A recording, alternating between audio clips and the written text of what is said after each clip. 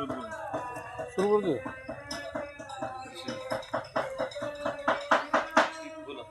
पक्षीमित्र अमीनभाई सिद्दीकी हे पाण्याचे हौद, शंभाळ पिंपरी, तालुका पुसद, जिल्हा यवतमाळ हे परिसर आहे. बसस्थानक, या बसस्थानकामध्ये हे आमचे अमीन सिद्दीकी जे आहेत हे दररोज या ठिकाणावरती प्राण्यासाठी आणि पक्ष्यासाठी दररोज चारा आणि पाणी या ठिकाणावरती देतात.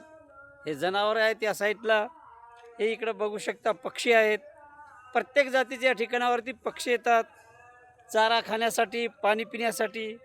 असं अमीनभाईचं उत्कृष्ट दर्जेदार कार्य आहे. कुणी इतरिक्त शोक करतो, कुणी अजून दुसरा कोणाला शोक करतो, व्यसनाधीन होतो. पण आमच्या अमीनभाईचं कार्य असं आहे,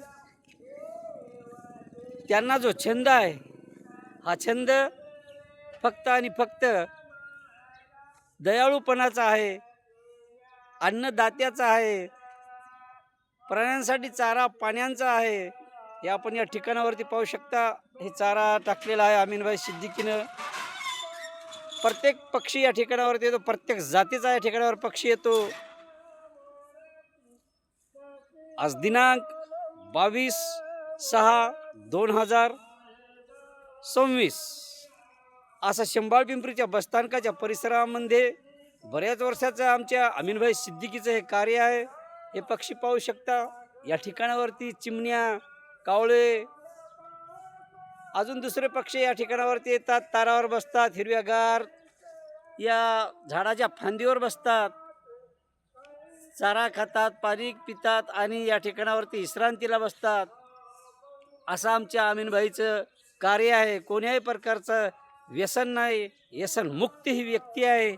आणि आपण कमवलेल्या पैशातून, आपल्या परिश्रमाच्या कमाईमधून जे काय आर्थिक आहे, हे आर्थिकचा वापर या पक्ष्यासाठी, जनावरांसाठी करतात. कोण्याही प्रकारची लालसा नसलेली ही व्यक्ती. असं कार्य या ठिकाणावरती आमच्या अमीनभाई सिद्दीकीचं चालू आहे. हे कावळे इथं बघू शकता.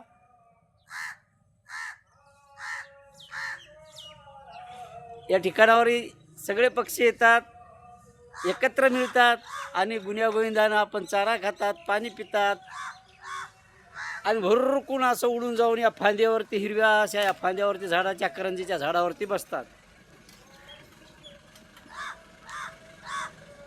कुणी पैसा कमवल्याच्या नंतर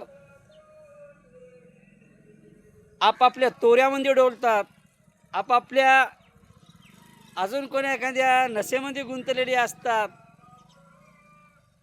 असं आमच्या अमीनभाईचं कार्य आहे. कोण्याही प्रकारचं व्यसन नाही, व्यसनमुक्त ही व्यक्ती. पक्षीमित्र अमीनभाई सिद्दीकी पक्षी व जनावरांसाठी चारा निर्माण करून देणारे, चारा या ठिकाणावरती उपलब्ध करणारे पक्षीमित्र अमीनभाई सिद्दीकी, शंभाळ पिंपरी, तालुका पुसद, जिल्हा यवतमाळ या बसस्थानकाच्या, शंभाळ पिंपरी बसस्थानकाच्या परिसरामधून हे आमच्या अमीनभाईचं कार्य सुरू आहे. म्हणतात ना, गाजू नये भूषण, हरू नये देहभान. गाजू नये भूषण, हरू नये देहभान. फुक्कास कुणानं खेटावं, असं जीवन जगावं. माणसानं माणसाशी माणसासारखं वागावं. कधीही आपली माणुसकी, माणसाच्या कामी, प्राण्यांच्या कामी आपली ही माणुसकी आली पाहिजे. आणि असे कार्य चालू असायला पाहिजेत की जेणेकरून समाजामध्ये परिवर्तन होईल. एकमेकाचं पाहून प्राण्यांशी, मानवांशी, पक्ष्यांशी दयाळूप्रमाणे वागतील. आणि आम्हाला या ठिकाणावरती सगळेजण पावसाची आत्ता वाट पाहतात, पण पाऊस होत नाही.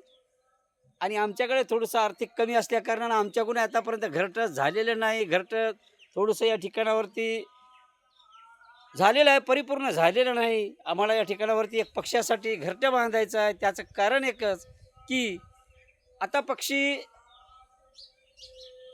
पावसाळ्याचे कुण्या ठिकाणावरती बसतील, म्हणून आम्ही इथं या ठिकाणावरती एक मोठंसं घरटं करणार आहोत. आणि ते घरटं याच्यासाठी की पक्षी राहतील, त्या पक्ष्याची अंडी राहतील आणि ती अंडी पिल्लं काढतील ते पक्षी, आणि ते पिल्लं व्यवस्थित राहतील, सुखरूप राहतील. या कारणास्तव आम्ही पक्ष्याला या ठिकाणावरती एक घरटं बांधणार आहोत. ही घरट्याची जागा आहे.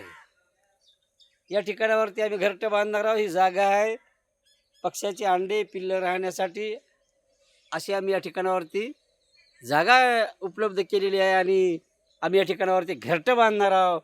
आमचं असं अमीनभाई सिद्दीकीचं हे कार्य आहे. हे बघू शकता तुम्ही, या ठिकाणावरती पक्षी आहेत. आत्ताचे बोल जे म्हणले की गाजू नये भूषण हरू नये देवभान, फुकास कुणानं खेटावं, फुक्कट कोणी कोणी खोडी करतात, त्यापेक्षा खोडी करणं, वेळ वाया घालणं, अजून काय मस्करी करणं, याच्यात पैसा गुंतवणं त्याच्यात पैसा गुंतवणं, असं करत असताना आपण थोडंफार तरीही पक्ष्याशी दयाळूपणानं प्राण्याशी दयाळूपणानं वागावं आणि असं कार्य गावोगाव सुरू व्हावं. कारण पक्षी हे कमी होत चाललेले आहेत असा आरोप आहे की बाबा आपल्या मोबाईलमुळं पक्षी कमी होत आहे. आपण मोबाईल वापरतो आणि त्याचा दूषित परिणाम या पक्ष्यावर होतो असं म्हणणं आहे बऱ्याचशा जणांचं. यदाकदाचित असू शकतो, विज्ञान आहे तो आणि तो इवलासा छोटासा जीव आहे, त्याच्यावर परिणाम होऊ शकत असेल. तरी पण आपण त्यांना चारा पाणी घालून सदृढ आणि गुबगुबीत राहावं. जे निसर्गाची निर्मिती आहे ती टिकायला पाहिजे, आमचा हा उद्देश आहे आणि हा चाऱ्या पाण्याला आम्ही या ठिकाणावरती सुरू केलेला आहे. तरी सर्वांनी असं कार्य करावं. जय हिंद, जय महाराष्ट्र.